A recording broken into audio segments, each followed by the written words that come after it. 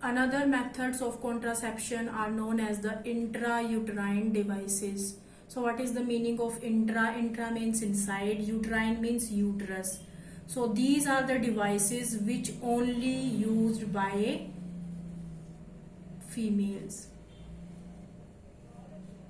because intrauterine, inside the uterus, and uterus is the part of the female reproductive system. So these devices are used only by the females.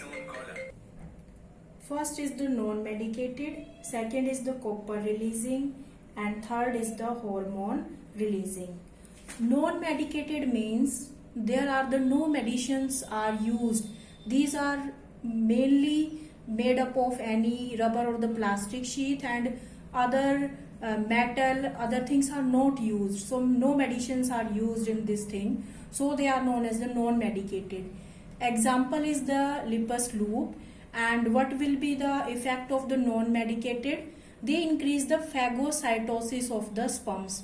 So what is the phagocytosis? Phagocytosis means engulf. So the killing of the sperm, we can say the phagocytosis of the sperm is increased by the non-medicated. So what is the example of non-medicated intrauterine device? That is the Lippus loop. That is also like the copper T, but here the metal or the other thing is not used here. So that is the non-medicated intrauterine devices. Second is the copper releasing. So it is very clear from the name that it releases the copper, and these are inserted inside the uterus.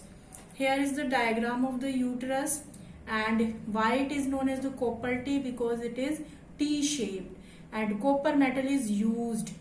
So if it is applied like that, then the sperms, they can't transfer to the fallopian tube, because here it is covered. The uterus is covered by this T-shaped structure of the copper T, and the sperms, they can't go in the fallopian tube.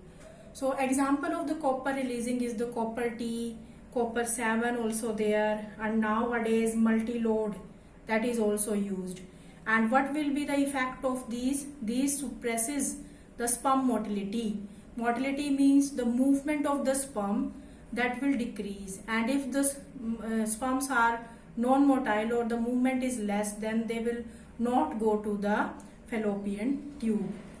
So that is about the copper releasing. So what are the examples of copper releasing? Copper T, copper 7, and the multi-loads. Next is the hormone releasing. So it is very clear from the name. These intrauterine device release some hormone, and these hormone make the uterus unsuitable for implantation. Unsuitable means there are the endometrium lining in the uterus. When there will be the fertilization, the endometrium lining in the uterus is there, and after the formation of the blastula, then this blastula is implanted inside the uterus. But if these endometrium lining are not there, or you can say if this uterus is not suitable, then what happen? There will be the no implantation, and these hormone releasing intrauterine device release some hormone which make the endometrium lining of the uterus unsuitable for the implantation. Okay, so these are the ideal and the widely accepted. For example, LNG20 and Progesta cert. So Progesta, it is related to the progesterone hormone, and we all are aware about that. Progesterone, it is released from the corpus luteum after the ovulation.